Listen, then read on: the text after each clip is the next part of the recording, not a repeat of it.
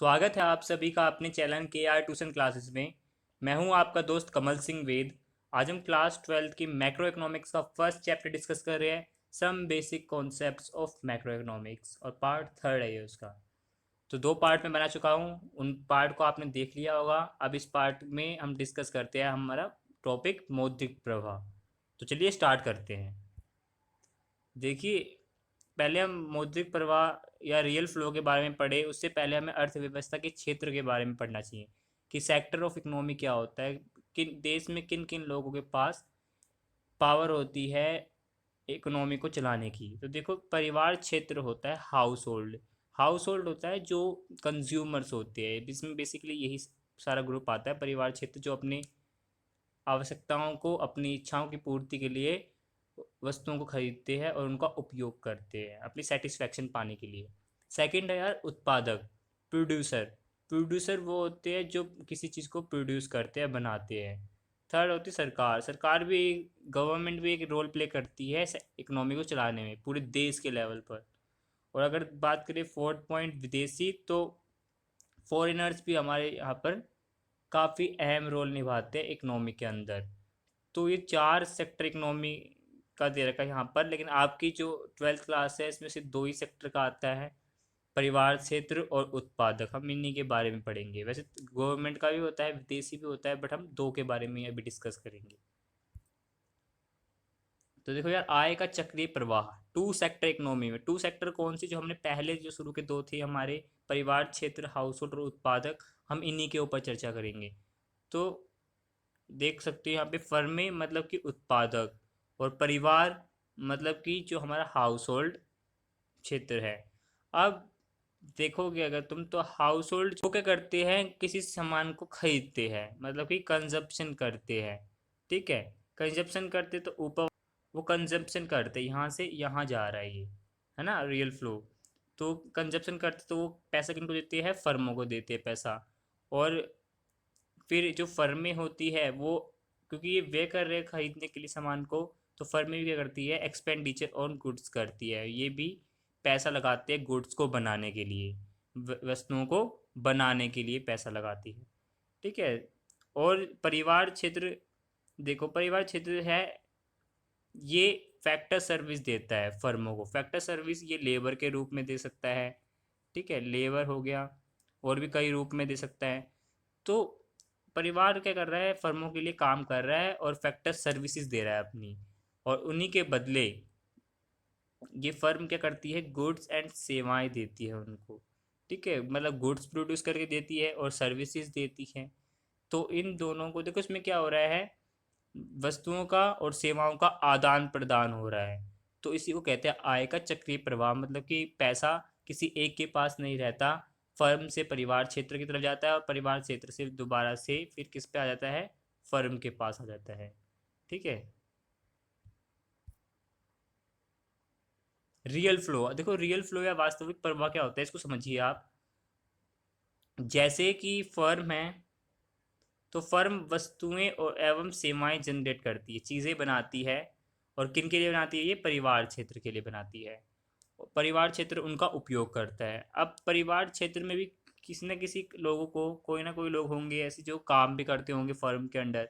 ये काम क्यों करते होंगे, क्योंकि इनको भी तो पैसे की जरूरत होगी ना, मनी की ज़रूरत तो सभी को है।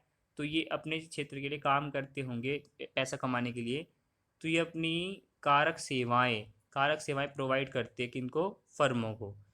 ये इनके नीचे काम करते हैं और ये क्या जनरेट करते हैं, सेवाओं को। तो जिस डायग्राम में, जिस प्रवाह में सिर्फ वस्तु और सेवाओं और कारक सेवाओं का ही अगर आदान प्रदान हो, तो उसे कहेंगे हम रियल फ्लो, या फिर वास्तविक प्रवाह कहेंगे इसे।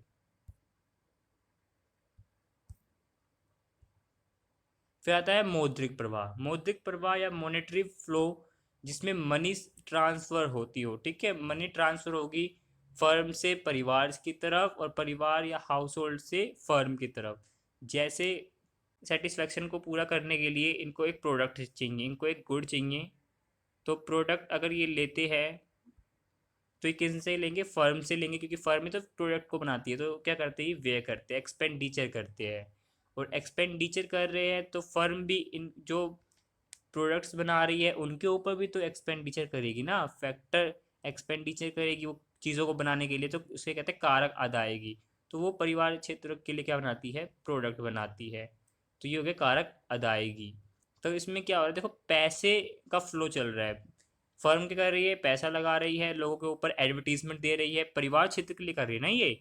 और परिवार क्षेत्र क्या हो रहा है, रिटर्न करके पैसा फिर उन्हीं को वापस पहुंचा रहा है उनका सामान खरीद करके। फिर दोबारा ये अपनी चीज़ों को एडवर्टाइज करते हैं, बनाते हैं, और फिर वो परिवार क्षेत्र के पास चली जाती है, और फिर वो दोबारा से उनको खरीद लेते हैं। इस तरह से चलते चलते ये चार्ट या ये प्रवाह चलता रहता है मनी का। इसी को कहते हैं मॉनेटरी फ्लो या फिर मौद्रिक प्रवाह कहते हैं, जिसके अंदर पैसे का ही प्रवाह होता हो। हाँ यार, इसमें एक क्वेश्चन और है कि शरण या भरण क्या होता है। देखो, हो सकता है कि इस पूरे चक्र में कुछ परिवार के लोग ऐसे भी होते हैं जो अपनी इसमें सेविंग्स कर लेते हैं। मान लो अगर यहाँ पे इसने 100 रुपये का कोई प्रोडक्ट बनाया, 100 रुपये जनरेट करे, तो और परिवार वालों के पास भी पहुँचे 100 रुपये, लेकिन कोई किसी ने इनमें से 20 रुपये इन्होंने क्या कर लिया, सेव कर लिया। अगर 20 रुपये सेव कर लिए तो फिर अगली बार तो ये 80 रुपये ही इसको इसको पहुँचाएगा, है ना।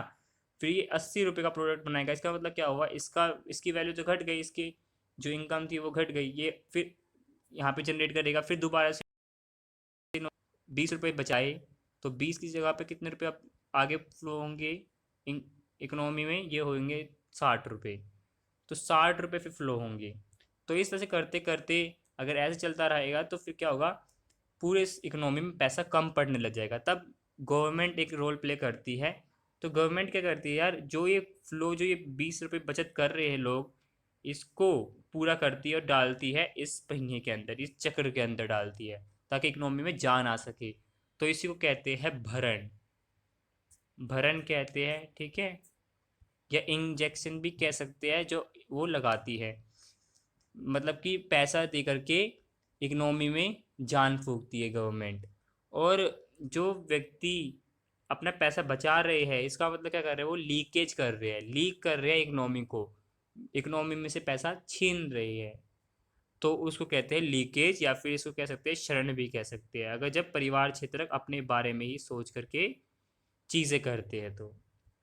ठीक है, आई होप समझ गया होगा समझ में आ गया होगा आपको ये।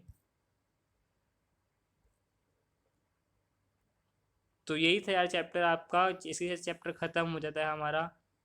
तो मिलते हैं आपसे नेक्स्ट वीडियो में। अगर चैप्टर आपको अच्छा लगा हो तो लाइक कर देना, शेयर कर देना अपने दोस्तों के साथ। चैनल पर नहीं हो तो चैनल को भाई सब्सक्राइब कर देना। अगर तुम सब्सक्राइब करोगे तो मुझे मोटिवेशन मिलेगा कि मैं और से और वीडियो बना सकूँ, ठीक है, ज़्यादा से ज़्यादा वीडियो बना सकूँ, अच्छी से अच्छी।